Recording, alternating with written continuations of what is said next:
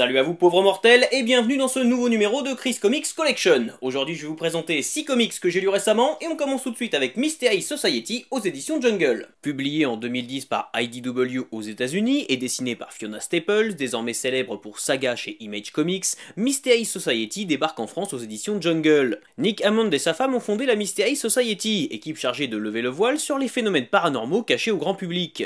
En quête de nouvelles recrues, ils vont recevoir la candidature d'un fantôme et d'un robot pour le moins étonnant. Après avoir libéré des jumelles télépathes, Nick Hammond est fait prisonnier. Sa femme et ses nouveaux coéquipiers vont alors devoir prouver son innocence. Une galerie de personnages plutôt fun, une histoire fraîche et divertissante, le tout porté par l'excellent trait de Staples, font de Mystery Society une lecture idéale pour se changer les idées sans se prendre la tête. Même s'il n'est pas indispensable, Mystery Society est un très bon comic book qui se lit très bien, très vite et laisse une très bonne impression. Quand deux frères que tout oppose se trouvent investis de super pouvoirs et sont obligés de faire équipe pour enquêter sur la mort de leur père, ça donne Quantum and Woody, une série valiante disponible chez Bliss Comics. Eric et Woody Anderson sont frères d'adoption. Pour être précis, le père d'Eric a recueilli Woody, qui était un jeune plutôt difficile. Tandis que le premier est devenu un militaire droit et sérieux, l'autre vit de vols et de petites escroqueries. Les deux frères que tout oppose ont fini par couper les ponts, jusqu'à ce qu'ils soient réunis par un tragique événement, la mort de leur père. Les circonstances de cette disparition leur semblant plutôt troubles, ils décident de retourner sur les lieux pour mener l'enquête. Mais le déclenchement accidentel d'un appareil conçu par leur père va doter les deux frères de puissants pouvoirs. Recherchés par la police, ils décident d'utiliser une identité secrète de super-héros. Ainsi, Eric devient Quantum, tandis que Woody reste Woody. Outre un ton très décalé qui n'est pas sans rappeler Deadpool chez Marvel ou Harley Quinn chez DC, Quantum et Woody explorent également la relation qui existe entre les deux frères, donnant ainsi un peu plus de profondeur au personnage.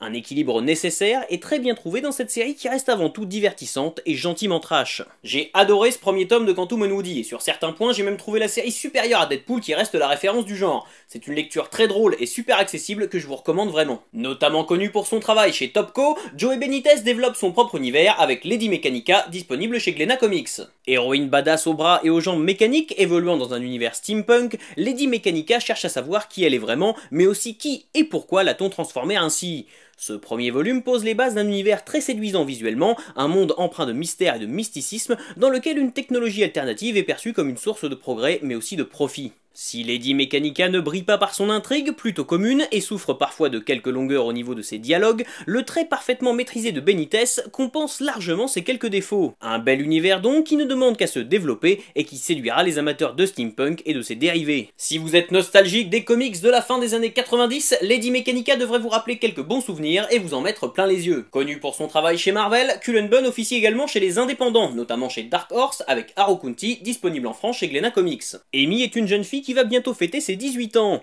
Elle vit dans la profonde campagne des États-Unis, dans la petite ville de Harrow County, et on ne peut pas dire que sa vie soit passionnante. Seulement, elle va bientôt découvrir que son histoire n'est pas si banale qu'on a voulu lui faire croire, et de grands changements vont se produire en elle et dans sa vie.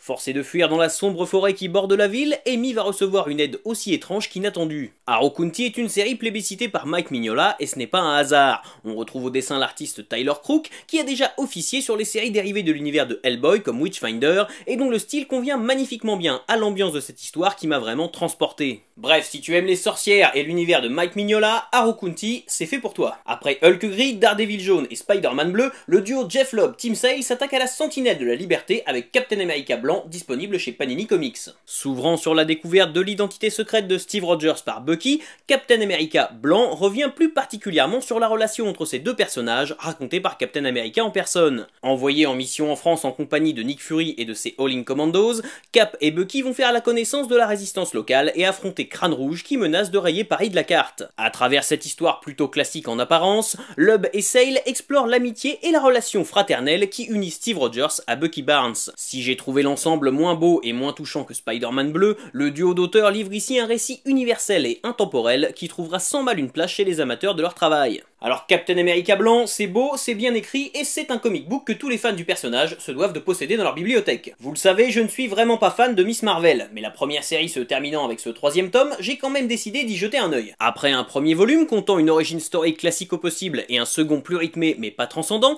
j'étais assez curieux de voir comment allait se conclure la série de G. Willow Wilson. Kamala doit, une fois encore, composer entre sa vie d'adolescente évoluant dans une famille religieuse attachée aux traditions et sa vie de super-héroïne sous le masque de Miss Marvel. Malheureusement, Malheureusement, tout ça reste très classique, utilise beaucoup de clichés sur les femmes et la religion sans jamais vraiment aller jusqu'au bout du propos pour les combattre, et on a même droit à un twist digne d'un épisode de Scooby-Doo. Alors oui, Miss Marvel défend des valeurs justes, met en avant un personnage principal différent des standards habituels, et est visuellement très réussi, mais cela ne suffit pas à sauver le scénario simpliste et bien trop girly de cette série surestimée à mon goût. Miss Marvel n'est pas une mauvaise série, mais elle s'adresse clairement à des gens très jeunes ou qui ne lisent jamais de comics, et il faut vraiment mal connaître la bande dessinée américaine pour penser que c'est ce qui se fait de mieux.